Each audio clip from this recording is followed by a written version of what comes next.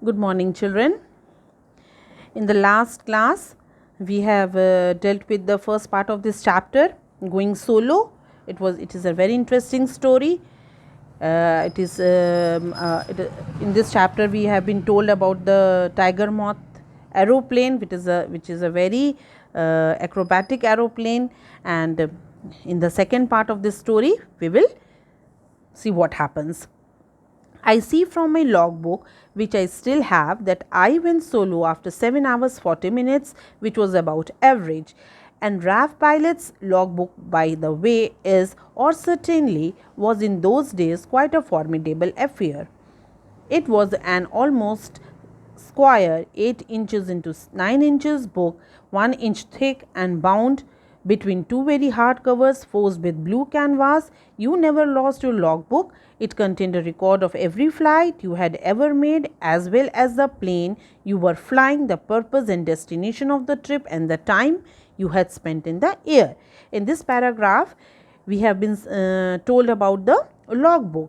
Logbook is a record, is a book which is maintained by a RAF pilot, by the pilots, especially the RAF pilots, in which it is written, they have the record of their flights, for how much time they flew the plane, for what was the destination, from where to where they went, कहाँ से कहाँ तक वो लोग गए, कितने time वो लोग एयर में रहे, और उनका क्या पर्पस था जाने का, और उसका साइज़ लिखा हुआ है कि वो एक स्क्वायर शेप की बुक रहती है जो 8 inches, almost 8 inches into 9 inches, almost a square, पूरा वो स्क्वायर नहीं है, 8 इंचेस इंटू 9 इंचेस लिखा हुआ है, और वो 1 इंच थिक रहती है, उसको एक मोटे कवर से बाइंड किया जाता है, और वो एक फॉर्मिडेबल अफेयर है. फॉर्मिडेबल अफेयर का मतलब है कि वो बहुत इम्प्रेसिव बुक लगती है, और उसमें क्योंकि वो सारा रिकॉर्ड, और वो बहुत मस्ट है एक पायलट के लिए अपने पास रखना.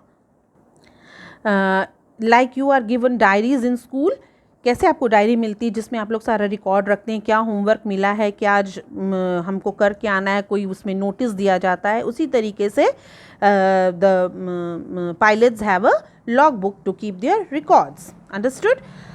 After I had gone solo, I was allowed to go up alone for much of the time, and it was wonderful. How many young men I kept asking myself were lucky enough to be allowed to go whizzing and soaring through the sky above a country as beautiful as Kenya.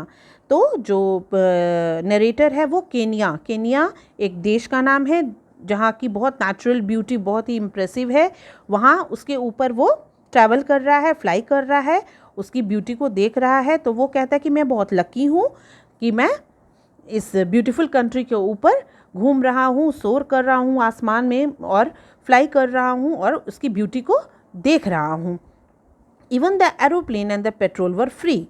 In the great rift valley the big game and the smaller game were as plentiful as cows on a dairy farm, and I flew low in my little tiger moth to look at them.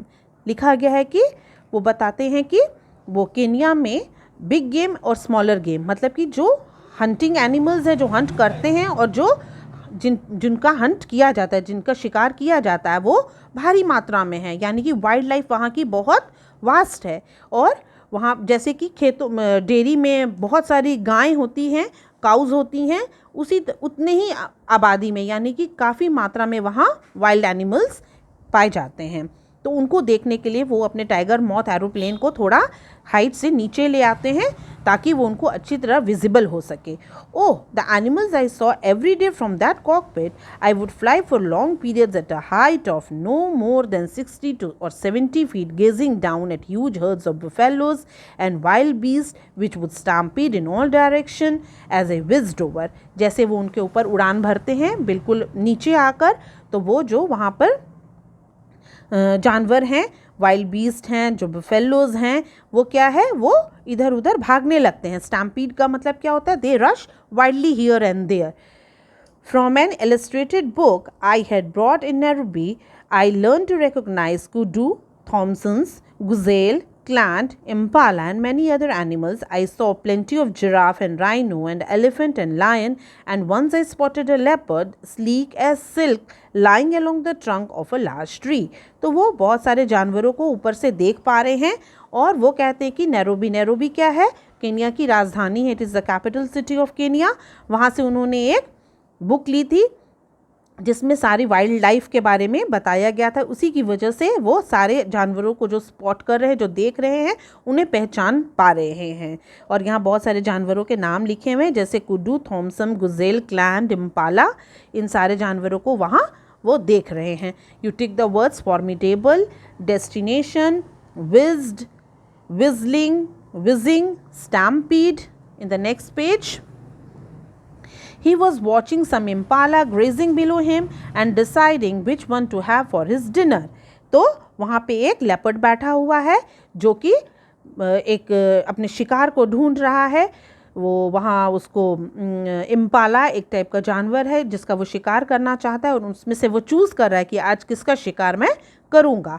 I flew over the pink flamingos on Lake Nakuru and I flew all the way around the snow summit of Mount Kenya in my trusty little tiger moth. वो जहाँ से गुजर रहे हैं उसके बारे में उन्होंने यहाँ पे डिस्क्राइब किया है। फ्लैमिंगोज बहुत ब्यूटीफुल बर्ड्स होती हैं।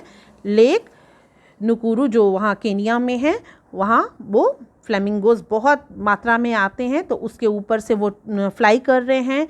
और वो द स्नो समिट जो बड़े बड़े माउंटेन्स हैं उसके, जिसके ऊपर बर्फ़ से वो ढके हुए माउंटेन्स हैं, तो वो अपने यहाँ लिखा हुआ है trustee little tiger moth. Trustee क्यों बोला गया? क्योंकि उस पर वो ट्रस्ट कर सकते हैं, वो कभी भी फेल नहीं हो सकता है। वो ऐसा एक एरोप्लेन है जो टाइगर मॉथ है।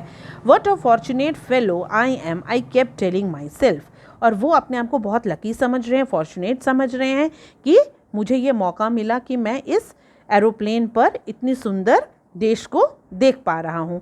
Nobody has ever had such a lovely time as this। और उन्हें लगता है कि किसी के भी जीवन में ये लवली टाइम नहीं आया होगा जो मुझे ये लवली टाइम नसीब हुआ है।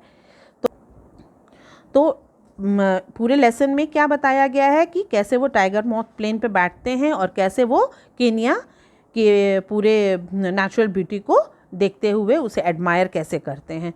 सो I think you have followed this chapter. Thank you.